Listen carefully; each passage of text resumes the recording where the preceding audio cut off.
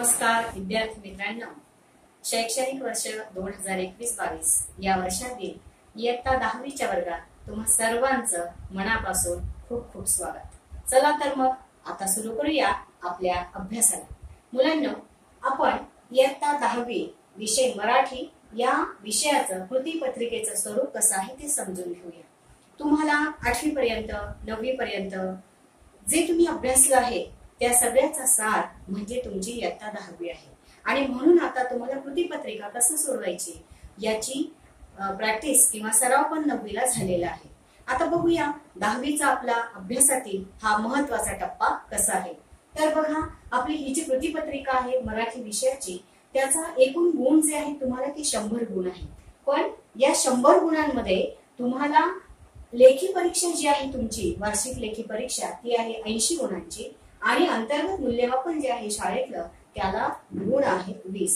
असं लेखी परीक्षा 80 आणि अंतर्गत मूल्यमापन 20 असे एकूण 100 गुणांची परीक्षा आपल्याला द्यायची आहे। आता आपली ही जी कृतीपत्रिका आहे या कृतीपत्रिकेमध्ये तुम्हाला या प्रकारची अशा प्रकारची ही कृतीपत्रिका पाहायला मिळणार आहे आणि ही जी कृतीपत्रिका आहे या कृतीपत्रिकेमध्ये विभाग 1, 2, 3, 4 आणि 5 अशा विभागानुसार आपल्याला अभ्यास करायचा आहे किंवा पेपर सोडवायचा आहे। आपल्याला पेपर जसा सोडवायचा तसाच आपण अभ्यास पण करणार आहोत। म्हणून पहिला विभाग जो आहे तो पहिला विभाग आहे विभाग पहिला गद्य विभाग, म्हणजे संपूर्णपणे गद्य पाठ हा असतो तुमचा विभाग पहिला। मग ह्याच्यामध्ये काय काय असतं तर ह्याच्यामध्ये तुम्हाला आकलनासाठी उतारे दिलेले असतात आणि ते जे उतारे आहेत ते उतारे तुमच्या पाठ्यपुस्तकातील असतात, म्हणजे पठित उतारे असतात। 2 पाठ्यपुस्तकातले उतारे आणि 1 पाठ्यपुस्तकाबाहेरचा म्हणजेच त्याला म्हणायचं आहे अपठित उतारा। अशा 3 उतार्यांचा अभ्यास तुम्हाला या प्रश्न पहिल्यातल्या अ विभागामध्ये करायचा आहे। आता हा जो आहे या अ विभागाला 7 मार्क असतात। मग त्या 7 मध्ये तुमचे जे 2 उतारे दिलेले आहेत पाठ्यपुस्तकातले जे तुम्ही वर्षभर चाललेले आहेत, म्हणजे तुमचा अभ्यास जर क्लिअर झालेला असेल तर तुम्हाला उतारा या ठिकाणचा पाहिल्याबरोबर आकलन व्हायला सुरुवात होते। आणि आकलन केव्हा होणार आहे जर तुम्ही चांगलं निरीक्षण केलं, चांगलं ऐकलं। म्हणून विद्यार्थी मित्रांनो, तुम्हाला यापुढे प्रत्येक विषयाचे जे व्हिडिओज येणार आहेत त्या व्हिडिओंचं काळजीपूर्वक निरीक्षण करा, त्यांचा अभ्यास करा, ते ऐका, म्हणजे आकलन होईल। याशिवाय आपलं मराठीचं जे पाठ्यपुस्तक आहे त्या पाठ्यपुस्तकातला प्रत्येक पाठ मन लावून वाचा, म्हणजे तुम्हाला आकलन होईल। एकदा आपला हा अभ्यास झाला, आपण नीट चांगल्या प्रकारे वाचू शकलो तर आपल्याला आकलन चांगलं होईल आणि मग तुम्हाला या ठिकाणचा प्रश्न सोडवायला मदत होईल। प्रश्न विभागा पहिल्यामधला अ जो कृती आहे त्या अकृतीला 7 मार्क आहे। त्या 7 गुणांमध्ये बघा आकलनासाठी 4 गुण आहेत। एखादा उतारा वाचायचा, त्या पहिला जो उतारा आहे तो वाचल्यानंतर त्याच्यावरचं आकलन तुम्हाला किती झालं त्या उतार्यावरचे प्रश्न येणार आहेत 4 गुणांसाठी आणि त्यानंतर त्याच उतार्यावर स्वमताचा 3 गुणांचा प्रश्न आहे। म्हणजे तुम्हाला आता नवीन आहे हे स्वमत म्हणजे काय। तर स्वमत याचा अर्थ एखादा उतारा तुम्ही वाचला किंवा एखादा पाठ तुम्ही अभ्यासला तर हा पाठ अभ्यासल्यानंतर तुला प्रत्यक्ष काय वाटतं, तुला मी तुम्हाला नाही म्हटलंय स्वमत, तुला काय वाटलं हा पाठ वाचल्यानंतर, या पाठामधलं एखादं पात्र तुला आवडलं का, असे एखादं पात्र तुला दैनंदिन जीवनामध्ये भेटतंय का, अशा प्रकारे स्वतःचं मत काय आहे अशा प्रकारचा प्रश्न विचारला जातो 3 गुणांसाठी। म्हणजे आकलनाला 4 गुण, स्वमताला 3 गुण, असा 7 गुणांची अकृती असते तुम्हाला विभाग पहिल्यामध्ये। आता जशी अकृती आहे तशीच तुम्हाला आकृती पण आहे आणि ही जी आकृती आहे ती सुद्धा तुम्हाला याच्याच सारखी आहे। दुसरा उतारा दिलेला असतो, तो उतारा सुद्धा तुम्हाला कसा दिलेला आहे, पहिला उतार्यासारखा आकलनासाठी 4 गुण आणि त्याच उतार्यावरचं स्वमत जे आहे त्याच्यासाठी 3 गुण। हे दोन्ही उतारे तुम्ही अभ्यासलेले आधी पाहिजे आणि परीक्षेच्या वेळेला फक्त आपल्याला उतारा पाहिल्याबरोबर कळलं पाहिजे की हा कुठल्या भागातला आहे, कुठल्या पाठातला आहे, त्याचं आकलन झालेलं असलं पाहिजे। त्यानंतर तिसरी जी कृती असते ई विभाग, त्या ई विभागामध्ये अपठित उतारा, म्हणजे प्रश्न पहिल्यामध्ये अ 7 गुण, आ 7 गुण दोन्ही उतारे असतात आणि ई हा अपठित गद्य उतारा तुम्हाला दिलेला आहे जो तुमच्या पुस्तका बाहेरचा आहे। हा अपठित गद्य उतारा तुम्हाला काळजीपूर्वक वाचायचा आहे, कारण आता यापूर्वी तो वाचलेला नाही। याशिवाय हा अपठित गद्य उतारा जो आहे हा नीट का बरं आकलन करायचा मुलांना, तर पुन्हा आपल्याला विभाग 5व्यामध्ये याच उतार्याचं 1/3 सारांश लेखन करायचंय. म्हणून हा अपठित गद्य उतारा काळजीपूर्वक वाचायचा आहे. इथं मात्र तो किती गुणांसाठी आहे? 4 गुणांसाठी आहे. म्हणजे पहिला उतारा 7 गुण, दुसरा उतारा 7 गुण आणि तिसरा जो अपठित गद्य उतारा आहे तो 4 गुणांचा. असे एकूण 7 आणि 7 14 4 18 गुणांचा आपला विभाग पहिला आहे. म्हणजे पहिल्या विभागाचा अभ्यास आपल्याला 18 गुणांसाठी करायचा आहे. आता हा झाला विभाग पहिला. आता ह्याच्यानंतर विभाग दुसरा तो आहे पद्य विभाग. म्हणजे संपूर्ण पद्यपाठ याच्यामध्ये तुम्हाला अभ्यासासाठी आहे, जे आपण यापूर्वी अभ्यासले आहे. आता पद्य विभाग सुद्धा किती मार्कांना आहे? तो 16 मार्कांना आहे. मग आता हा 16 मार्कांचं विभाजन कसं केलेलं आहे पहा. तर 8 आणि 4 पहिल्या कविता जी आहे तुमच्या पाठ्यपुस्तकातली कविता, म्हणजे पाठ्यपुस्तकातली जी कविता आहे ती एखादी कविता तुम्हाला देतील आणि त्या कवितेवर आकलनासाठीचे 8 मार्कांचे प्रश्न विचारले जातील. म्हणजे 8 गुणांसाठी तुम्हाला आकलन करायचं आहे त्या कवितेचं. त्यानंतर तीच कविता परत कवितेसंबंधी एखादी कृती दिलेली असेल. आता कवितेसंबंधी एखादी कृती याचा अर्थ काय तुम्हाला दाखवते पहा मी. म्हणजे तुम्हाला कविता दिलेली आहे.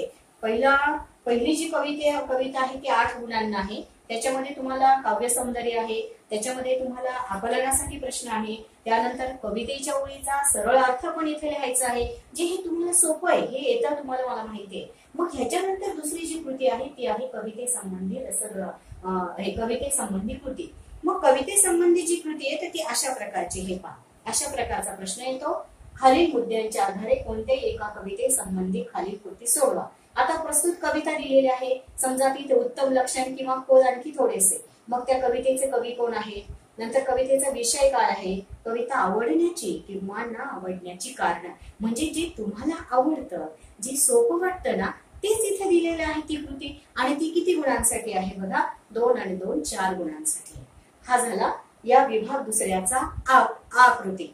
आता त्यानंतर ई कृती आहे. आता ई मध्ये तुम्हाला करायचं आहे रसग्रहण. हे पाहिजे लिहिलंय मी. विभाग दुसऱ्याचा रसग्रहण ते सुद्धा आहे 4 गुणांना. म्हणजे आता रसग्रहण करायचं याचा अर्थ काय ते तुम्हाला आपल्याला शिकायचं आहे आणि ते मी शिकवणार पण आहे. आपण वर्षभरात शिकणार आहोत. कवितेचं रसग्रहण करायचं ते 3 टप्प्यांमध्ये, आशय सौंदर्य, काव्य सौंदर्य आणि भाषा सौंदर्य. आता प्रत्यक्षात हे कसं करायचं ते आपण शिकणार आहोत. म्हणून तुम्हाला कवितेचं चांगलं आकलन होण्यासाठी 8 गुण, कवितेसंबंधीची कृती 4 गुण आणि रसग्रहणाला 4 गुण असा 16 गुणांचा विभाग दुसरा आहे. हे झाले विभाग पहिला आणि दुसरा, गद्यपाठ आणि पद्यपाठ. त्यानंतर मुलांनो आता तुमच्या पुस्तकामध्ये विभाग तिसरा आहे आणि कृतीपत्रिकेमध्ये सुद्धा विभाग तिसरा आहे. हे पास लिहिलेलंच असतं स्पष्ट. विभाग तिसरा स्थूल वाचन. तुमची प्रश्नपत्रिका किंवा तुमची कृती पत्रिका, कारण आपल्याला कृती करायची आहे म्हणून ही कृती पत्रिका अशी आहे.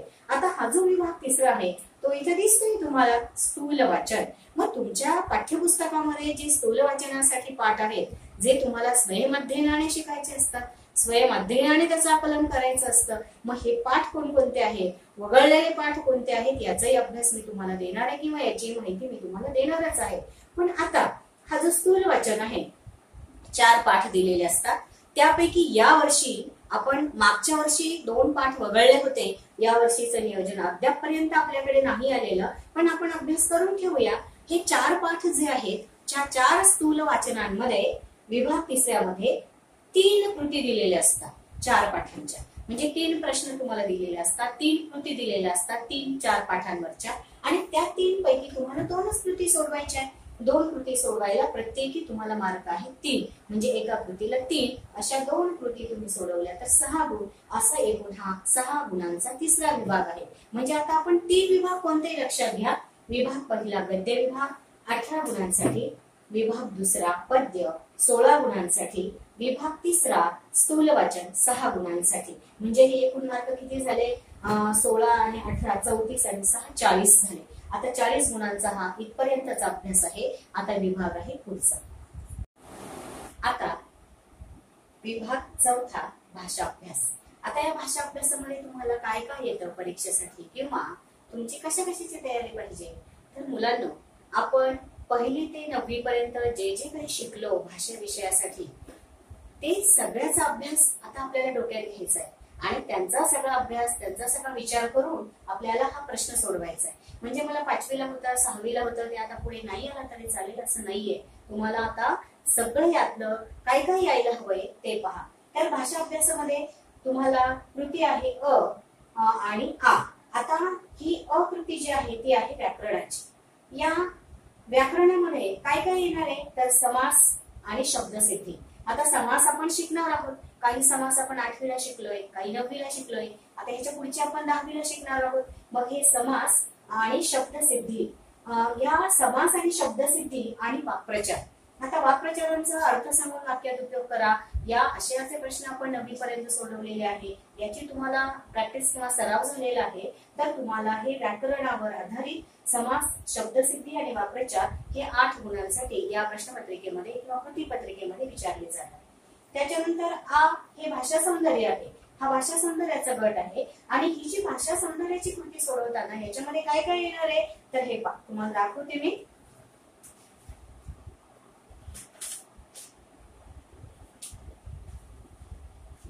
आता या भाषा सौंदर्य या कृतीमध्ये शब्द संपत्ती, मग त्या शब्द संपत्तीमध्ये शब्द समूहासाठी एक शब्द कसा लिहायचा किंवा खूप शब्दांबद्दल आपण एक शब्द कसा लिहायचा हे आपण शिकलोय. स्कॉलरशिपला शिकलोय, 5वीला किंवा 8वीला किंवा 9वी पर्यंत शिकलोय.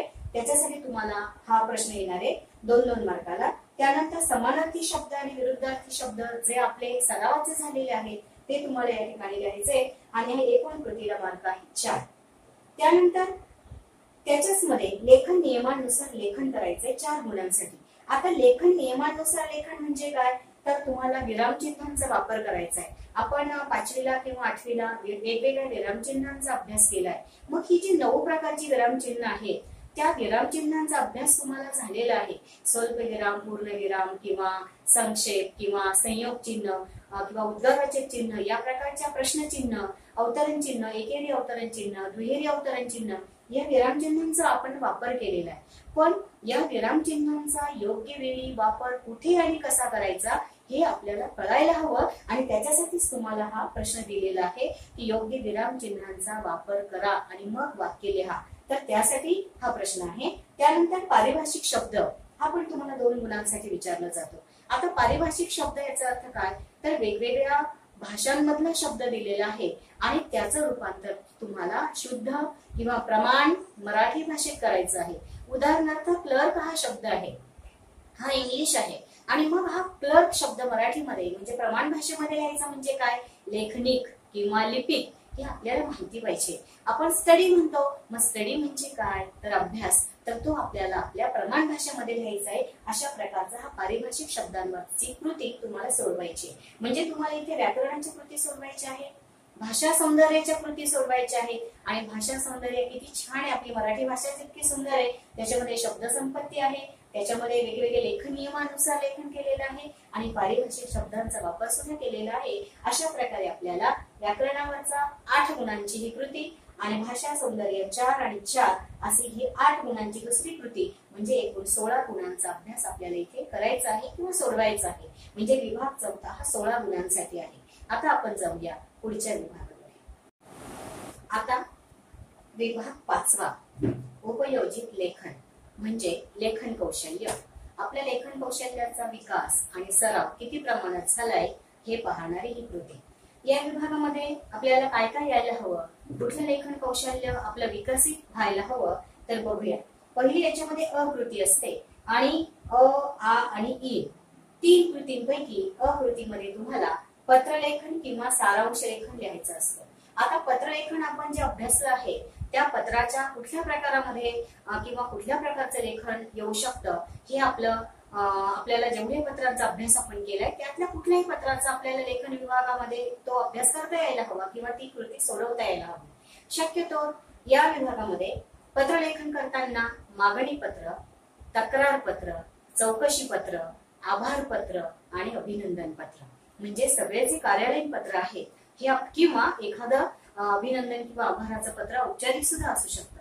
परंतु हे जे पत्रलेखन आहे हा 6 गुणांसाठीचा आपल्याला पत्रलेखनाचा नमुना आहे आणि पत्रलेखन जेवढे तुम्हाला दिलेले आहे 2 दिलेले असतील मागणी पत्र किंवा तक्रार पत्र, मागणी पत्र किंवा आभार पत्र, तर 2 कृतींपैकी तुम्ही कोणतीही एकच कृती सोडवायची.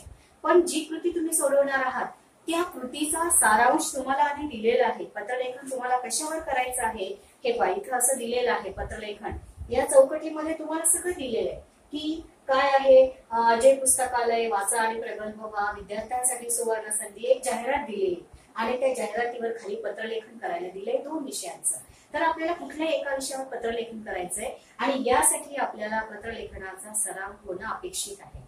मग पत्रलेखन करा किंवा बरोबर का, मी काय म्हणते, पत्रलेखन 2 प्रकारचे दिलेले, त्यातलं एक पत्र आणि दुसरं, यातलं कुठलंही एक पत्र तुम्ही लिहा किंवा सारांश लेखन करा. 1/3 सारांश लेखन. मी मगाशी असं म्हटलं होतं ना, पहिल्या विभागामध्ये अपठित गद्य उतारा जो होता, तो अपठित गद्य उतारा तुम्हाला चांगलं आकलन करा असं मी म्हटलं होतं. तर तो अपठित गद्य उतारा या ठिकाणी त्याचं 1/3 सारांश लेखन करायचंय. तुम्ही एक तर पत्रलेखन करा किंवा सारांश लेखन करा. दोन्ही कृतींना तुम्हाला 6 गुण आहेत. म्हणजे कोणती एक कृती केली तर तुम्हाला तुमचं आवड आहे, तुम्हाला पत्रलेखन करायचं की सारांश लेखन करायचं. पण असा गोंधळ नको व्हायला की सारांश लेखन कसलं करायचं. तर इथे दिलेलं सुद्धा असतं, तुम्ही सारांश लेखन कुठलं करायचं हे पहा. असा प्रश्न दिलेला असतो तुम्हाला. विभाग 1 गद्य ई, प्रश्न क्रमांक 1 ई मधील अपठित गद्य उतार्याचा 1/3 सारांश लेखन तुमच्या शब्दात लिहा. म्हणजे हा पण तुम्हाला इथे 6 मार्कांसाठी दिलेला असतो. आणि आपण जर पहिला विभाग सोडवताना त्या उतार्याचा जर चांगला अभ्यास केला असेल तर त्याचं आकलन तुम्हाला झालेलं आहे. म्हणजे तुमचं वेळ इथं वाचणार आहे आकलन करायचा. म्हणून तुम्ही एक तर पत्रलेखन करा किंवा सारांश लेखन करा. तुम्हाला जे आवडेल ते करायला तुम्हाला इथे संधी आहे 6 गुणांसाठी. फक्त आपल्याला लिहिता आलं पाहिजे. त्यानंतर या विभाग 5 मधली आ म्हणजे दुसरी जी कृती आहे ती आहे, 3 कृती तुम्हाला दिलेल्या असतात आणि 3 पैकी तुम्हाला कोणत्याही 2 कृती करायच्या असतात. आता 3 पैकी कोणत्याही 2, त्या 3 कुठल्या देतात. कायम जाहिरात तयार करायला येते, बातमी तयार करायला येते किंवा कथा लेखन लिहायला येतं. आता जाहिरातीचे युगच जाहिरातीचे, आपण तर जाहिरातीच्या युगामध्ये जगतो. त्याच्यामुळे ज्याची जाहिरात जास्त त्याचा माल जास्त खपतो. हे तत्व आपल्याला माहितीये. जेवढी जाहिरात तुमची चांगली असेल, पॉवरफुल असेल, परिणामकारक असेल, तेवढं तुमचा ग्राहक वाढतो आणि तुमचं उत्पादन वाढतं. म्हणून आता जाहिरातीचं जर युग आहे तर जाहिरात कशी करायची, जाहिरात किती चांगली करायची, किती परिणामकारक करायची, हे तुमचं कौशल्य आहे. आणि हेच कौशल्य आपल्याला इथे विकसित करायचंय आणि ते आपल्याला व्हायला हवंय. म्हणून तुम्हाला 5 गुणांसाठी इथे जाहिरात लिहायची. मग त्या जाहिरातीचा विषय पण तुम्हाला दिलेला असतो. कधी एखाद्या वाचनालयाची जाहिरात असेल, अभ्यास मालिकेची जाहिरात असेल, तुमच्या शाळेमध्ये नवीन ऍडमिशन किंवा नवीन प्रवेश हवा आहे त्याची जाहिरात असेल, एखाद्या कंपनीची जाहिरात असेल, म्हणजे कुठलीही जाहिरात असली, अगदी रेनकोट विक्रीची जरी जाहिरात असली तरी सुद्धा ती आपल्याला परिणामकारक शब्दात मांडता आली पाहिजे. परंतु ती कमीत कमी शब्दांमध्ये, कमीत कमी जागेमध्ये, शब्दसमूहाबद्दल एक शब्द जर आपण इथे वापरला तर ते स्किल किंवा ते कौशल्य आपल्याला इथे वापरता येतं. म्हणजे तुम्हाला सगळ्याचा अभ्यास करून जाहिरात लिहायची, कमीत कमी शब्दांमध्ये, माफक शब्दांमध्ये, परंतु परिणामकारक, समोरच्याला पटकन जिंकून घेता येईल अशी, ज्याच्यामध्ये तुम्हाला मोबाईल नंबर हवा आहे, संपर्क पत्ता हवा आहे. जाहिरात कशी लिहायची हे तुम्ही जाणता थोड्याफार प्रकारामध्ये, परंतु ती माफक किंवा अगदी योग्य कमीत कमी शब्दांमध्ये जास्तीत जास्त परिणामकारक कशी होईल यासाठी आपण वर्षभरामध्ये जाहिरात शिकणार आहोत. आपण टीव्हीवरच्या जाहिरात पाहतो आणि या जाहिरातींचा उपयोग करूनच आपण हा प्रश्न किंवा ही कृती सोडवणार आहोत. त्यानंतर दुसरा, ह्या आ मध्ये दुसरी कृती असते बातमी लेखन तयार करा. आता बातमी लेखन याचा अर्थ काय मुलांनो, तर आपण वर्तमानपत्र वाचतो की नाही, मग त्या वर्तमानपत्रांमध्ये ज्या बातम्या येतात त्या बातम्या कोणीतरी लिहिलेल्या असतात आणि त्या कोणीतरी लिहिलेल्या तिथे नेऊन दिलेल्या असतात त्या कार्यालयामध्ये. मग ते सकाळचं असो, लोकमतचं असो किंवा दिव्य मराठी असो, कुठलंही असो, तर त्या कार्यालयांमध्ये ह्या सगळ्या बातम्या नेऊन दिलेल्या असतात आणि त्या छापून येतात वृत्तपत्रामध्ये. पण ही बातमी कशी लिहायची, समजा आपल्या शाळेमध्ये शिक्षक दिन साजरा झाला, आपल्या शाळेमध्ये विज्ञान दिन साजरा झाला किंवा आपल्या शाळेमध्ये मराठी भाषा गौरव दिन साजरा आपण केला, तर त्याची बातमी तयार करायची. आपण खूप मोठी बातमी लिहिली आणि तशीच्या तशी वृत्तपत्राच्या कार्यालयात नेऊन दिली तर ती तशीच्या तशी छापून येत नाही. तिथे खूप साऱ्या बातम्या छापायच्या असतात ना, मग त्यांना सुद्धा जागेचं बंधन आहे. म्हणून आपल्याला बातमी सुद्धा मोजक्या शब्दामध्ये परंतु चांगल्या शब्दात, माफक आणि परिणामकारक कशी होईल अशा शब्दांमध्ये बातमी पण तयार करता आली पाहिजे, ज्याच्यामध्ये बातमी तयार करताना नेहमी ती भूतकाळात असते, घटना घडून गेलेली असते, बातमी होऊन गेलेली असते किंवा एखादी कृती होऊन गेलेली असते आणि तिची बातमी आपण बनवतो. मग ती बातमी कशी तयार करायची हे पण आपण शिकणार आहोत. ते बातमी लेखन तुम्हाला या ठिकाणी 5 गुणांसाठी आहे. याच्यामध्ये तारीख किंवा काळ कोणता वापरायचा हे खूप महत्वाचे, ते आपण शिकणार आहोत. त्यानंतर तिसरी जी कृती आहे याच्यामध्ये ती असते कथालेखन, म्हणजे गोष्ट लिहा किंवा कथा पूर्ण करा. मग ही कथा पूर्ण करा. आपण लहानपणापासून 5वी पासून तुम्ही कथा लिहायला शिकला आहात. कधी कधी कथेचे मुद्दे दिलेले असतात. प्रत्येक मुद्दा तुम्हाला स्पष्ट करायचा असतो आणि मग तुम्ही त्या प्रत्येक मुद्द्याला स्पष्ट करत करत तुमची कथा पूर्ण करतात, ज्याच्यामध्ये तुमच्या कल्पकतेला वाव आहे, ज्याच्यामध्ये तुमच्या शब्दांना वाव आहे, ज्याच्यामध्ये तुम्हाला स्वतःच्या मताला वाव आहे. तुम्ही जेवढे कल्पना चांगली कराल तेवढी तुमची कथा चांगली होते किंवा परिणामकारक होते. मग ही जी कथा आहे ती कथा लिहिताना आतापर्यंत आपण हे पाहिलंय की फक्त मुद्दे लिहिलेले असतात आणि कथा आपल्याला त्या मुद्द्यानुसार पुढे न्यायची असते. याशिवाय कधी कधी असं असेल, कथेचा पूर्वार्ध दिलेला असतो, म्हणजे आधीचा भाग दिलेला असतो, अर्धी कथा दिलेली असते आणि उरलेली कथा तुम्हाला पूर्ण करायची असते. कधी याच्या उलट पण होतं, शेवटचा भाग दिलेला असतो, समारोप दिलेला असतो कथेचा आणि पूर्वार्ध जो आहे, सुरुवातीचा जो भाग आहे त्याला पूर्वार्ध म्हणतात. तो पूर्वार्ध तुम्हाला पूर्ण करायचा आहे. म्हणजे कसंही दिलं तरी आपल्याला कथा लिहिता आली पाहिजे, ते पण आपलं एक कौशल्य आहे आणि आपण ते वर्षभरामध्ये विकसित करणार आहोत. तर ती कथा लेखन तुम्हाला आहे 5 गुणांसाठी. म्हणजे या 3 कृतींपैकी प्रत्येक कृती 5 गुणांना आहे आणि यातल्या कुठलेही 2च तुम्हाला सोडवायचे आहे. मग तुम्ही जाहिरात करा किंवा कथा लिहा किंवा बातमी लिहा, तुम्हाला जे आवडतं, जे तुम्हाला चांगल्या प्रकारे लिहिता येतं, जे परिणामकारक लिहिता येईल, तपासणारा किंवा वाचणारा ज्याच्यावर परिणाम होईल असं लेखन तुमचं असेल तर तुम्ही या ठिकाणी कुठलेही 2 कृती लिहू शकता आणि त्या आहेत 10 गुणांसाठी. त्यानंतर हा ई कृती जी आहे, या ई कृतीमध्ये कोणती एकच कृती सोडवायची आहे आणि सगळ्यात महत्वाची ही कृती आहे. असं का म्हटलं मी? कारण तुमचं लेखन कौशल्य खरं इथं विकसित झालेलं पाहिजे. हे थोड्याफार प्रमाणात तुम्हाला येतं, परंतु इथे मात्र तुम्हाला काय काय लिहायचं आहे. प्रसंग लेखन आहे, आत्मवृत्त आहे आणि वैचारिक लेखन आहे. आता प्रसंग लेखन म्हणजे एखादा प्रसंग घडून गेलाय, जो प्रसंग घडला आहे त्याचं तुम्हाला वृत्तांत सांगायचं आहे. पण तो प्रसंग जेव्हा तुम्ही लिहिता, जेव्हा तुम्ही दुसऱ्यांना सांगतात, तेव्हा तुमची भाषा, तुमचे शब्द इतके परिणामकारक पाहिजे की समोरच्याला तो प्रसंग जसाच्या तसा दिसला पाहिजे, तुमच्या बोलण्यातून तो व्यक्त झाला पाहिजे. म्हणून जसं तुम्ही पाहिलं तसं तुम्हाला व्यक्त होण्यासाठी मुलांना निरीक्षण करावं लागतं, विचार करावा लागतो आणि म्हणून हे कौशल्य खूप महत्वाचं आहे. प्रसंग कसा घडलाय, तुम्ही काय पाहिलंय आणि जे पाहिलंय ते तुम्ही काळजीपूर्वक पाहिलंय, ते तुमच्या लक्षात आहे आणि ते सगळं तुम्हाला डोळ्यांसमोर ठेवून हे लेखन करायचं असतं. म्हणजे हे परिणामकारक व्हायला हवं यासाठी. त्यानंतर ते 8 गुणांना आहे, कुठली एकच कृती 8 गुणांना आहे. त्यानंतर आत्मवृत्त आहे. आता आत्मवृत्त म्हणजे आत्मकथन.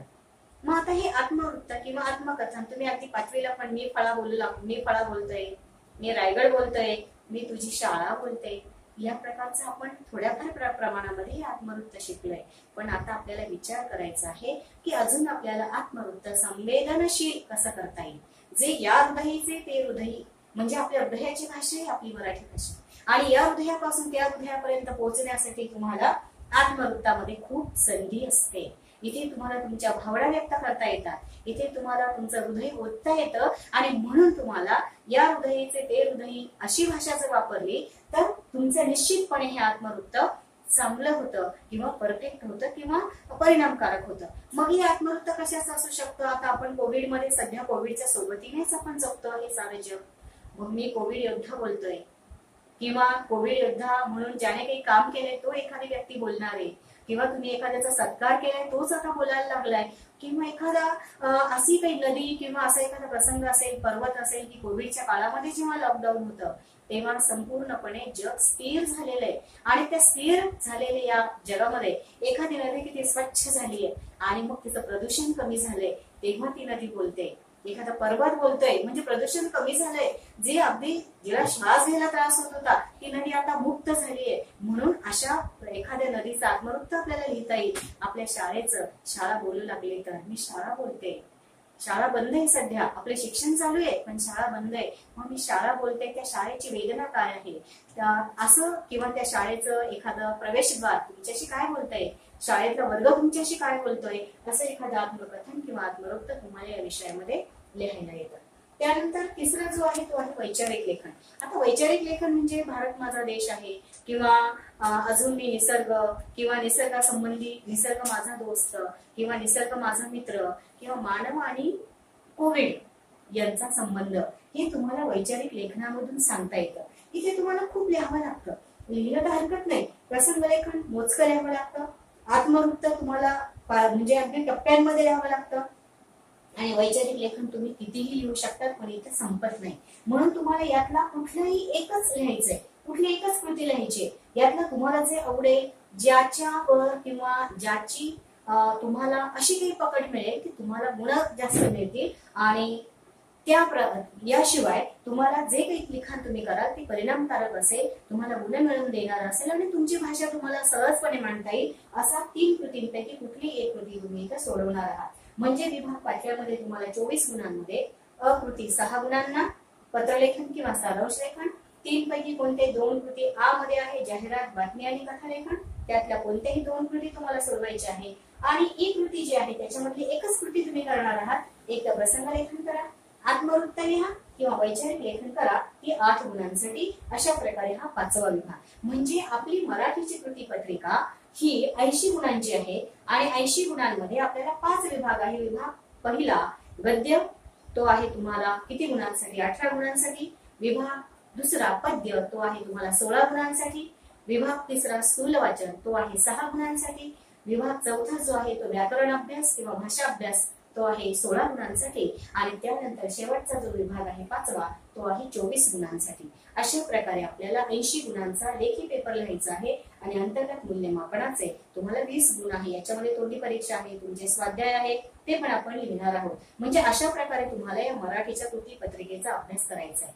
हे का सांगितलं मुलांना मी? कारण तुम्हाला कृतीपत्रिकेचं स्वरूप कळलं तर आपल्याला प्रत्येक पाठ किती काळजीपूर्वक समजून घ्यायचं आहे हे तुम्हाला कळणार आहे. म्हणून आता पुढच्या पाठामध्ये, पुढच्या व्हिडिओच्या वेळेला आपल्याला प्रत्यक्ष पुस्तकाला सुरुवात करायची, अध्ययन करायला, आणि मग आपल्याला हे कळलं पाहिजे ना आपल्याला कशा कशाचा अभ्यास करायचा आहे. तर या सगळ्याचा अभ्यास करण्यासाठी आता सज्ज व्हा, तयार व्हा.